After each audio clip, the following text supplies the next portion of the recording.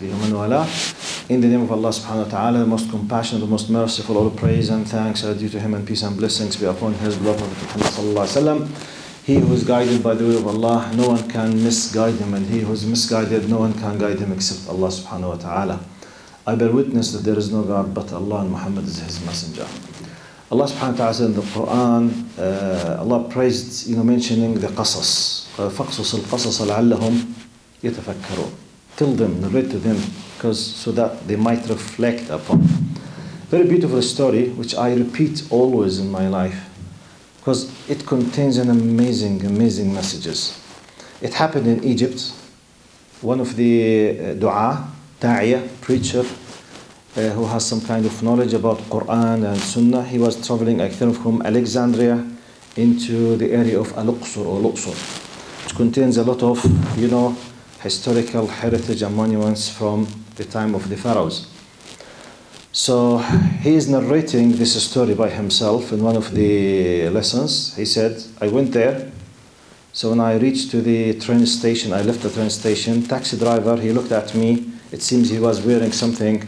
He realized that he's from the people of the ilm. His beard, his way of dressing. Are you going to such and such conference? Yes. He said, Ya Sheikh, if you can let my story reach the people, I will be grateful. I said, okay, what's your story? He said, it happened to me. This story, by the way, happened more than 20 years ago. It's an old one, not new. You will guess why I'm saying it's an old in a few minutes. He said, actually, I was someone whom Allah gave him blessings, but I was respecting Allah. I was disrespecting Allah subhanahu wa ta'ala. He said, I am someone who was able to speak, to write, to read English fluently. But I used to use this, let's say, advantage in a bad way. My job was at one of the main gates on one of these big pyramids at Al-Aqsa, where a lot of tourists from around the world, they come.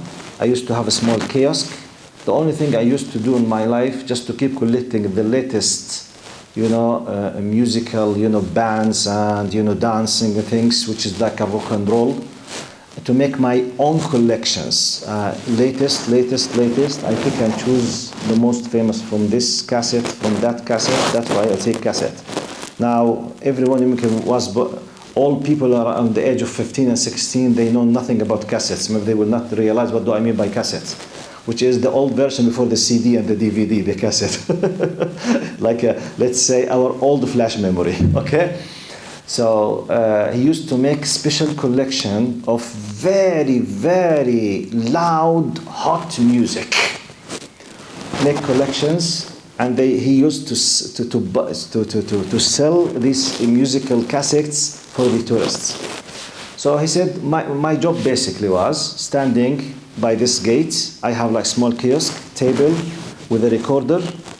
And whenever I see a new tourist come, just I press the loudspeakers. I start, playing the whatever, just to attract them and to sell them. He used to sell the cassette with $1 at that time. He said once I saw a boy and a girl, lady. It seems from her appearance that she's a foreigner and she's a tourist, Westerner. They were approaching me. I just pressed the latest rock and roll that I have, my own collection. So she came to me and she said, please, can I find anything, any type of soft music? He said, I did not have any kind of soft music. It's very loud, tough music that I have. But I tried the first collection. It seems she was depressed. She was some kind of, she's completely down spiritually. She was looking for something to have a peace of mind. So for her, the only peace of mind could be achieved by soft music. She was looking to soft music. So he tried to play the first collection, second, third, fourth, fifth, nothing that she liked. All the time, no, not this one. Try this. No, not this one.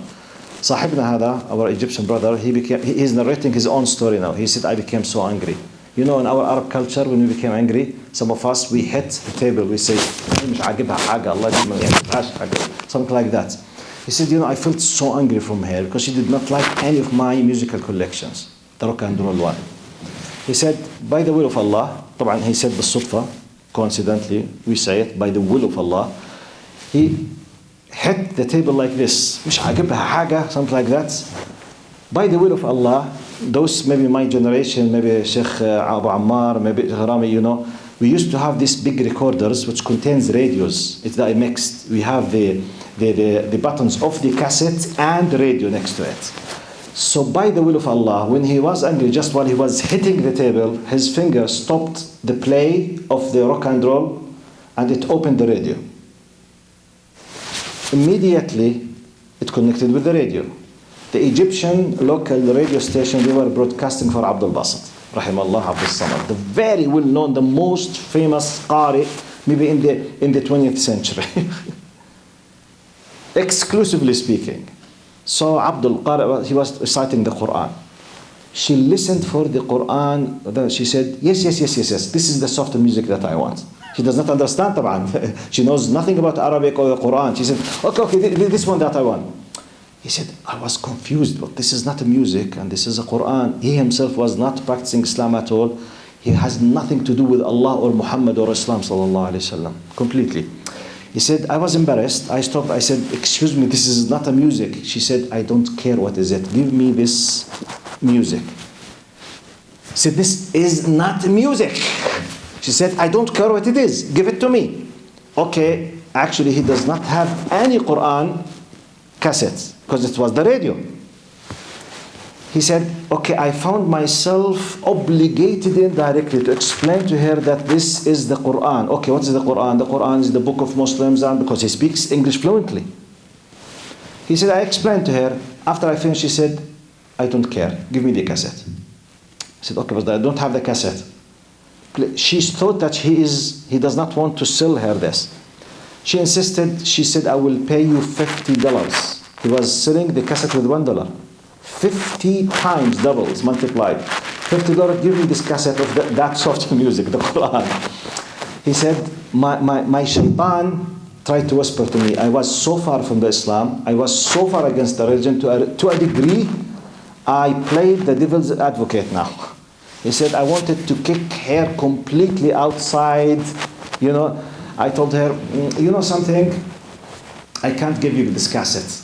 She said, why? She said, because in Islam, this cassette should not be handed to any uncovered woman and you are not wearing the hijab. It's haram for me to give it to you. He was lying طبعا. He won't just, يعني إحنا يقول يزحلق لها. Untranslatable. شو يزحلق؟ كيف نترجم يزحلق لها؟ Anyway, because she was nearly wearing nothing. You know, it's summer in Egypt for a tourist, Westerner, you know. He put a physical obstacle that it's impossible to be achieved, just to get rid of her. He said, for my astonishment, she came to the piece of cloth, the cover of the table on my kiosk. She pulled the cover, she covered her shoulders, her chest, she took part of it in her head like this, she held it completely, she said, I'm covered now, give me the cassette.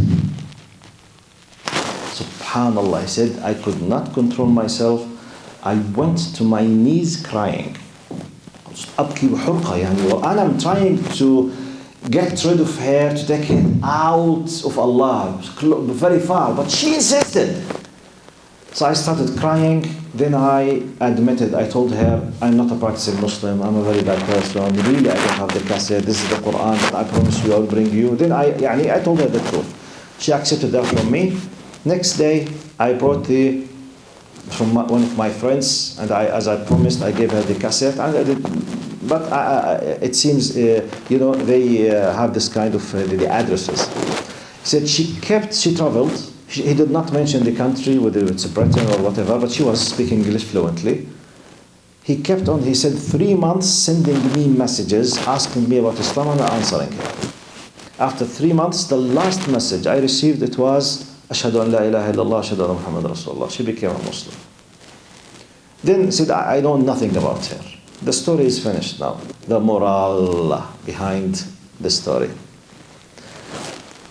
Whatever you think you want to put an obstacle in the face of someone to receive the hidayah, if Allah wills, you can't.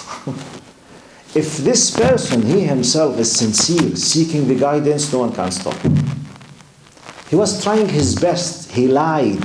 He put on physical, or can you imagine someone, maybe she was an atheist, a Westerner, at the summer. Basically, you are not covered, so I will not give it to you. Simply, she will say, who cares? And she leaves. No, she insisted. Which means, subhanAllah, it seems that she is sincere, plus Allah knows that she is sincere. So Allah made everything easy. Whether I lied or not, the guidance reached to her because she wants. Subhanallah. So we can take many lessons from this. At the end, she became a Muslim. But what other lessons we can take from this story? Allah subhanahu wa ta'ala will always open the gates for you to gain the ajr. Even if you don't have it, Allah will make it for you. It's like a gift from Allah. Allah will provide you, okay, Abdi, my servant, look, this is something for you. Just use it. This is for you. Use it. For you. Use it. It's me who could be rejecting or accepting the gift of Allah. Allah brings, the gift into the step door of our homes. But it's your decision. Am I ready to that or not? أسأل الله سبحانه وتعالى أن لا يحرمنا من هداية الناس وأن يجعلنا سببا في هداية الناس ولا يجعلنا ضالين ولا مضلين بل أن يجعلنا بإذن المولى عز وجل هداة مهديين وسببا في هداية الناس. اللهم آمين. صلى الله وسلم وبارك. تقبل الله طاعتكم. كل عام وأنتم بخير.